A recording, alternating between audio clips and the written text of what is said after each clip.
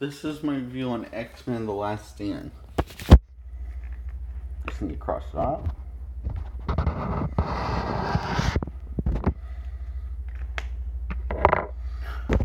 So, it opens up with this kid getting his mutant powers at a very young age, and he's trying to scrape off his wings. He grows up to become Angel, the mutant angel from the comics. He doesn't really get fleshed out, so that's kind of fun. In fact, he's for a character that opens like he's going to be the main focus of the film. He barely gets fleshed out and gets barely any screen time. But to be fair, at least he's played by a good actor. It's all the films, everyone gives a great performance. And this and Logan is the best use of Wolverine.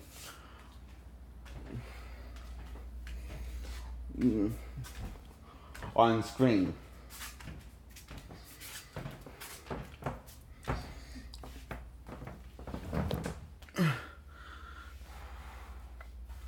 I mean, until Logan, this was technically the best best adaptation of Wolverine we got at the time. So, I mean, could be bad, yeah, but do you know that I guess the writers of the film remember that Wolverine had a temper tantrum. I mean, could throw a temper tantrum, but because he had a weak temper. And he's best buds with Storm and Cyclops, and Cyclops is going for this depression state of grief because his girlfriend Jean's dead. So they don't think he's fit to be the leader of the team anymore, which is Charles. So she wants to lead the team see Storm, and he believes that it explains how, because Charles is there, can see that he's going through a tough time right now. Cyclops dies by the hands of Jean Grey after coming back from the dead, but only from her double split personality called the Phoenix. The Phoenix eventually keeps on more consistently taking over Jean, and Charles tried to block it from her side conscience.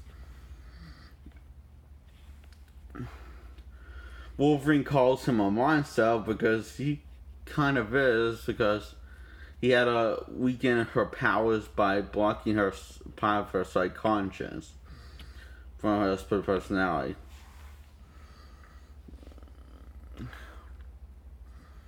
So the most powerful mutant in this universe is Jean Grey. And it shows. She kills Charles because Magneto tricked her and saying he's trying to use the cure, and what he's doing is just trying to talk some sense to Jean into coming home. Charles ends up dying, and Magneto understandably is tragically sad, but takes Jean to the Brotherhood. The war is about to begin between mutant and man, and the X-Men standing in the X-Men as the third wheel, standing against the odds to stopping the Brotherhood.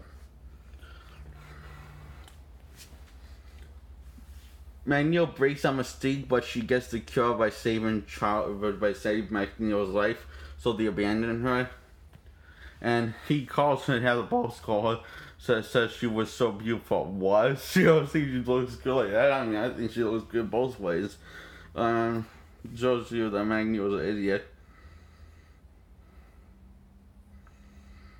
So yeah, Wolverine is kind of split where he stands and wants to reach Jean from inside and get her back onto the X-Men. Storm asks, "What side do you want?" and Jean made her choice. What side do you want? He decides he was the X-Men. So the X-Men go to the Brotherhood and fight each other. It's a pretty intense action scene. And while the rest of the school, after that, the rest of the school has evacuated and left. But what's left of the school, including the teachers and students, are going. Oh, now the now X-Men members. The students are now X-Men members. So they're not fully experienced. They're now X-Men.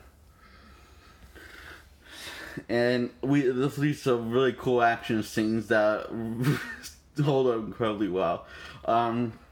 So the X-Men end up winning by giving Magneto the cure, and he realized what the hell he's done. He realized the arrow was late, but it's too late because Jean, known as the Phoenix, is out of control. Who is Jean's split personality? Everyone leaves, but Logan. He kills Jean because Jean said so before she heard anywhere else. So this leads to a very heartbreaking goodbye to this character, and it ends with the unrated cut ending of the film has Rogue taking the cure because she wants to be with Bobby, who is Iceman. And the one she still ends up with him, but not taking the cure. And it ends with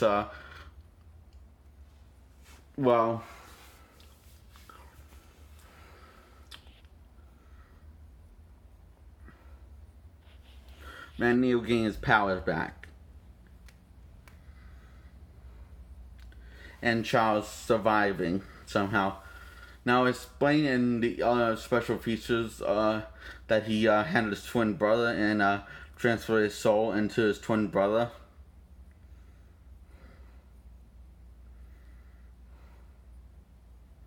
So if you're kind of confused why he died but still alive at the end, that's the reason why.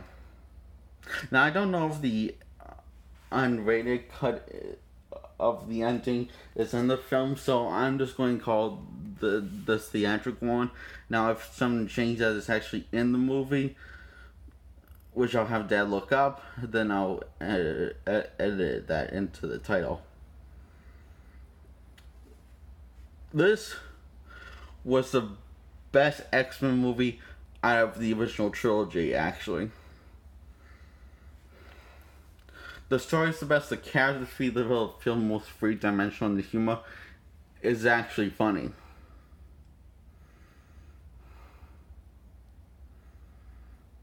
And we get the best character interactions in this one out of the original trilogy. And the drama's never been stronger. Yeah, and that's it. I give it a thumbs up. I really love this a lot.